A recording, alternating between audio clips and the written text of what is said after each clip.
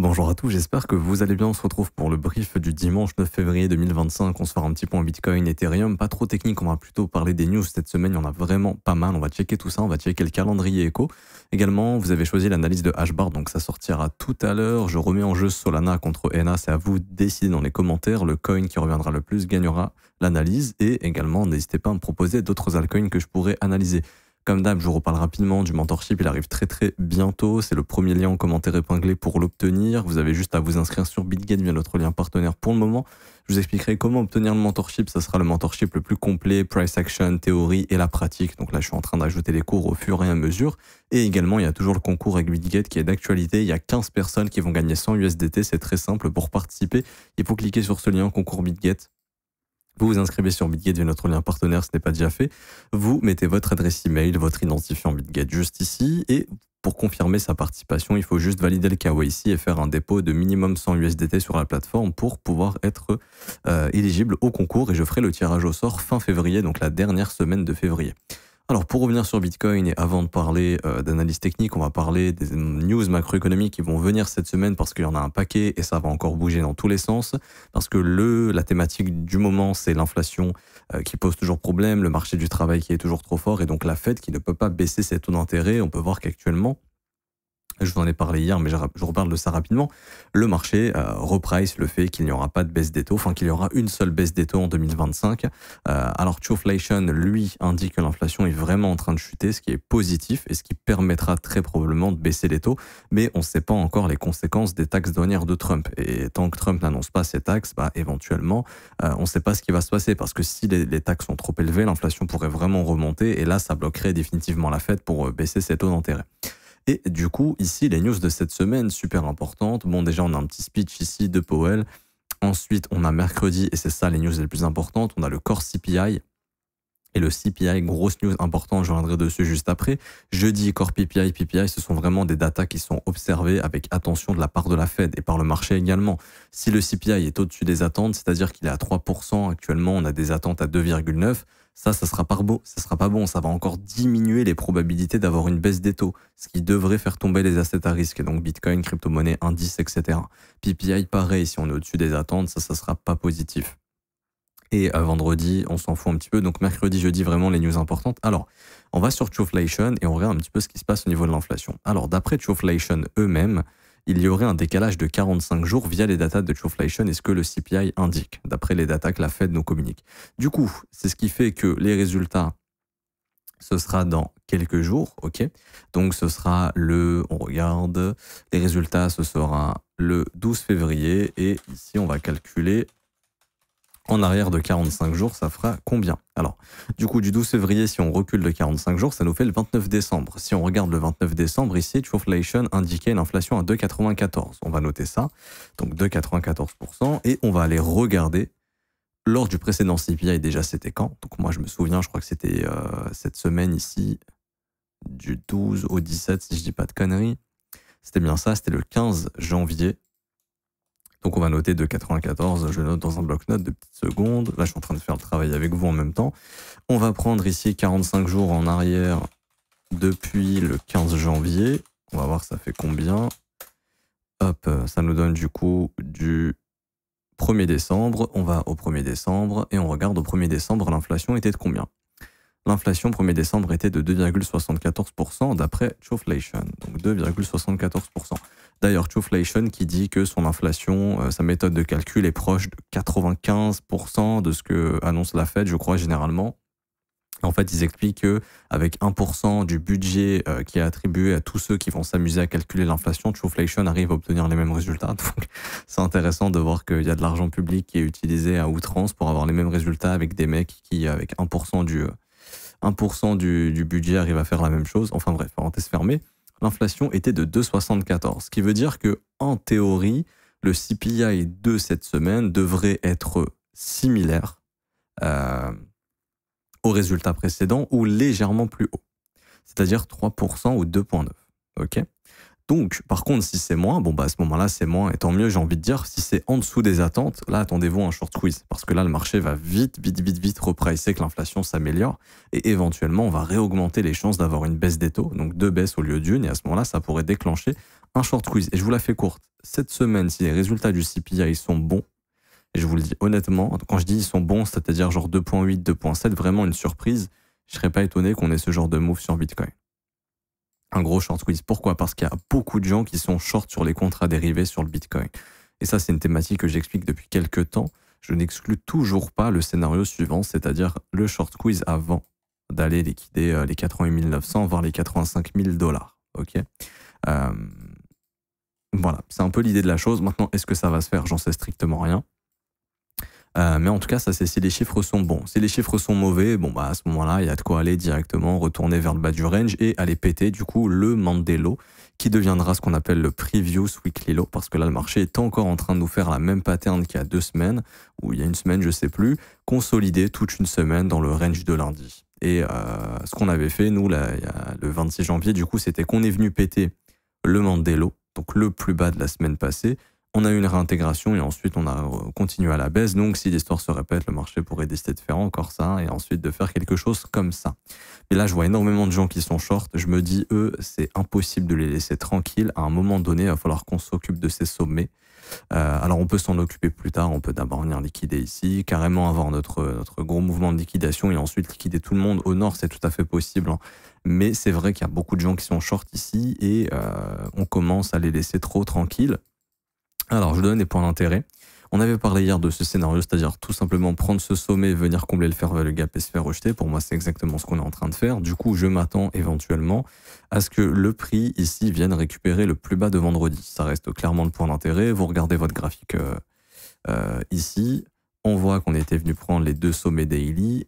On a posé notre plus bas daily ici et on voit que le marché laisse intact derrière lui le plus bas de vendredi, le plus bas de samedi. Le plus haut de samedi a été pris. Il y a une réjection donc. En théorie, on devrait aller chercher maintenant le plus bas de samedi et vendredi. Et encore une fois, ça permettra de revenir combler totalement le fair value gap, hein, parce qu'il est encore ouvert jusqu'aux 95 360 dollars. Et s'il y a un quelconque short squeeze qui est censé arriver à un moment donné, ça prendra cette forme-là. C'est-à-dire continuer d'accumuler un maximum de shorts, de sortir un maximum d'acheteurs sur les lots, et une fois que tout le monde est bien tranquille dans son short, déclencher le short squeeze, parce que je vous rappelle que on n'exclut pas la thèse du short squeeze tant que le fair value gap est maintenu ici. C'est-à-dire que ça, c'est le dernier fair value gap actuellement en horaire. Alors, il y en a peut-être d'autres en 5 minutes, 15 minutes. Moi, je me focus sur celui-ci parce que c'est ici qu'on a eu du gros volume. Hop. Si je vous mets ça, on peut voir que le gros volume a été exécuté ici. Donc, ce fair value gap est important. Tant que ce fair value gap est maintenu, je spécule sur une éventuelle possibilité d'un short squeeze. Short squeeze qui aurait pour target les 2435 dollars, c'est-à-dire en gros le previous weekly high et ce gros fair value gap ici entre 103 000 et 104 300. Et si ce short squeeze arrive, de mon point de vue, ce sera un exit pump pour derrière massacrer tous ceux qui vont rentrer long sur ce mouvement, parce qu'on aura massacré tous les shorts qui ont shorté ici, qui ont shorté également le bottom, et derrière si les gens rentrent en long, et ça j'observerai au niveau des open interest, des funding et d'autres outils pour me dire, ok, est-ce que les gens sont en train d'acheter? Si oui, je m'attends ensuite à ce que ce soit le dernier massacre en fait qui vienne tout simplement liquider tout le monde sur BTC, parce que les acheteurs n'ont pas été liquidés tant que le prix ne reviendra pas sous les 85 000 de mon point de vue, et ça s'observe sur les open interest où les open interest restent très élevés, alors non pas en valeur Bitcoin mais en valeur USD ici, mais on peut voir qu'il n'y a pas encore eu de nettoyage sur Bitcoin, les open interest sont encore hauts. Ok, et là j'ai pas tous les open interest, en réalité c'est encore plus haut l'open interest et on est même plus haut que ça et il n'y a pas toujours eu vraiment de gros nettoyage. Alors ce qu'on peut noter c'est que l'open interest est un peu plus bas alors que le prix est un peu plus haut, donc il y a beaucoup de gens qui sont sortis, mais de mon point de vue il y a de quoi aller massacrer énormément de gens. Là je vois pas de liquidation record comme on a pu avoir, et j'ai bel et bien l'impression qu'à un moment donné ça doit arriver sur Bitcoin, parce que Bitcoin doit faire aussi des cascades de liquidation, et en tout cas les acheteurs n'ont pas été liquidés. Alors peut-être qu'ils ne le seront pas, hein, peut-être que le marché va complètement défoncer tous les shorts, on va repartir to the moon, et c'est ce que j'espère. Mais vu comment le marché est fourbe, avant toute future hausse, j'ai bel et bien l'impression que ce genre de move est quand même à attendre. Liquider le support ici, tout le monde se met un panic sell et ensuite on continue.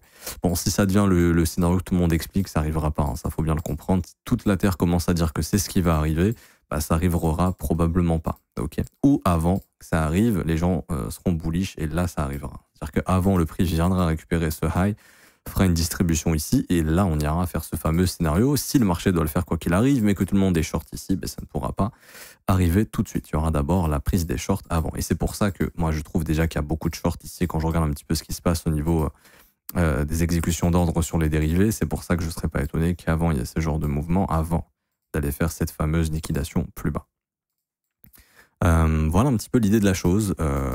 Donc ouais, moi ce que je surveillerais, c'est personnellement aujourd'hui la prise du plus bas de vendredi et de samedi. Donc c'est le niveau des 85 000 quelque chose. Attendez, pardon, 95 000.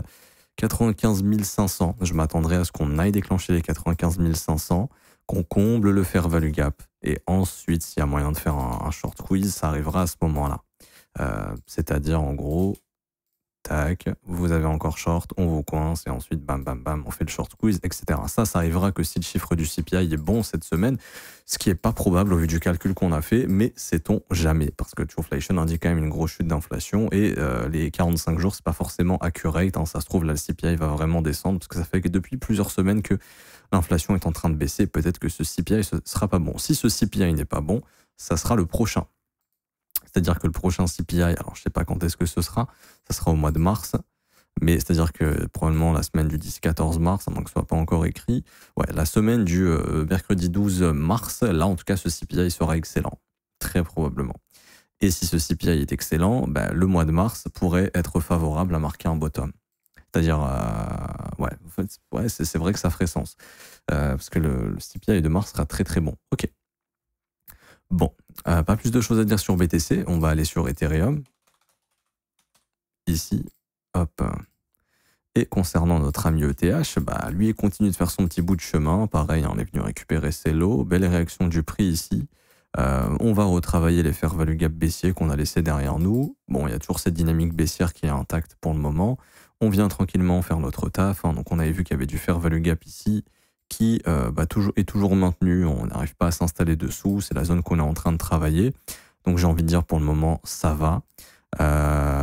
Et dans la théorie de la chose, hein, serait de se dire qu'on pourrait même pousser le prix jusqu'à revenir bosser.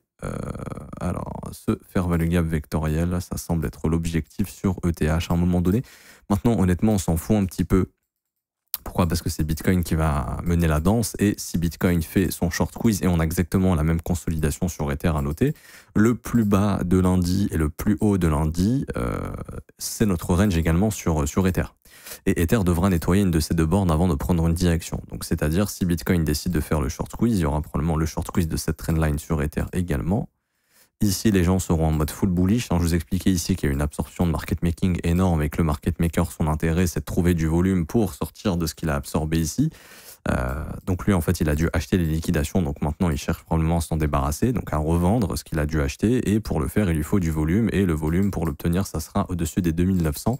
Entre 2900 et 3200. Ça sera en fait dans ces fair value gap baissiers. Ce sont les rôles des fair value gap très souvent de pouvoir exécuter un maximum de volume à l'intérieur. Donc ce serait entre 3002 et 2900. Et pareil, dans l'idée serait de se dire que si Ethereum revient ici, il y aura plus de chances de revenir travailler cette mèche et peut-être là de former un bottom définitif. Ou, si vous avez vu la vidéo que j'ai fait précédemment, si on est vraiment dans un énorme range sur Ether, qu'il y ait une capitulation massive au cours des prochaines semaines avant de repartir comme ça. Et de toute façon, quoi qu'il en soit, pour moi ici, ça fera soit ça, tac, tac, soit on a bottom, on ira péter les 4100, soit on n'a pas bottom, il y a une dernière capitulation qui fait flipper tout le monde sur le bas du range, donc je dirais entre 1300 et 1000 balles. Et à ce moment-là, là ensuite, de toute façon, quoi qu'il arrive, la direction, c'est de péter les 4100. BlackRock continue d'augmenter son exposition à MicroStrategy, ce qui indique que BlackRock est bullish sur Bitcoin, donc bullish sur l'écosystème. BlackRock a sorti un ETF Ethereum, donc BlackRock a des convictions que Ether va attirer du volume, va attirer du monde, et s'ils ont ces convictions-là, c'est qu'ils estiment que Ethereum est bullish, ni plus ni moins. Enfin, que Ethereum va performer à un moment donné. Encore une fois, je vous ai montré les inflows des ETF, on commence à en avoir de plus en plus sur Ethereum, ce qui indique qu'il y a des institutions qui sont en train de remplir leur bague ici sur ETH. Et donc tout ça m'invite à penser que soit le bottom est in, ou il y aura une dernière capitulation avant d'aller péter les 4100 et de lancer le rallye d'Ethereum. Ça c'est mon avis encore une fois, mais quand je vois le graphique comme ça, je me dis que c'est ce qui a le plus de chances d'arriver au cours des prochains mois, de complètement défoncer cette zone pour accélérer et que toute la Terre entière se mette à FOMO dans Ethereum. Quand on voit le World Liberty Financial qui accumule également en masse. Ouais, donc j'ai pas plus de choses à dire ici sur Ether. Franchement, Il n'y a pas plus de choses. Pour moi, ce qui est plus intéressant court terme, c'est Bitcoin. Ethereum, on le laisse faire sa vie. À noter que la dynamique est baissière, que le précédent high est là et que si on maintient cette dynamique, bon, bah, il serait plus probable de faire un truc comme ça. Donc ça, c'est pareil si le CPI n'est pas bon. Maintenant, s'il y a short squeeze sur Bitcoin cette semaine, et ça dépendra fortement du CPI, donc mercredi, Ethereum fera de même. Mais je pense que ce short squeeze, malheureusement, ne permettra pas de relancer quelque chose d'haussier, que ce sera un exit liquidity pour revenir travailler cette mèche.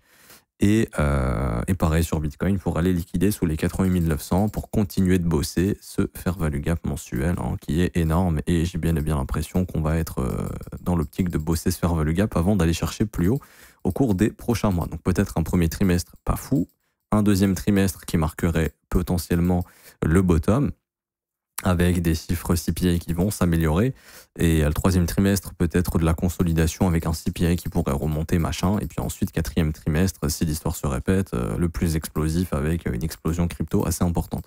Je m'arrête ici pour aujourd'hui, j'espère que ça vous aura plu. Si c'est le cas, n'hésitez pas à laisser un petit pouce bleu, vous abonner, ce n'est pas déjà fait. Je vous rappelle, commentaire épinglé, le mentorship, copy trading, il y a les résultats qui vont être publiés demain ou mardi.